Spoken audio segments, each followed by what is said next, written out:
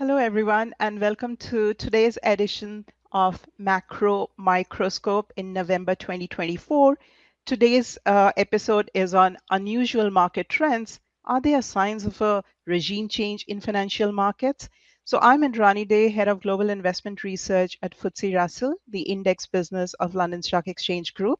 And as always, I'm joined by John Dioufas, Director, Data Stream and Macroeconomics, also in the London Stock Exchange Group. Now, with that, let's jump into the presentation. And as always, a quick reminder, FTSE Russell, we are not an investment advisor. So everything said is purely for educational purposes, not to be taken as investment advice in any way. Now, with that, the first slide I want to show is, and by the way, I need to say that all data is as of end of October 2024. So we know that the last 1 year has been an extreme risk on rally and equity markets have done really well. But guess which asset class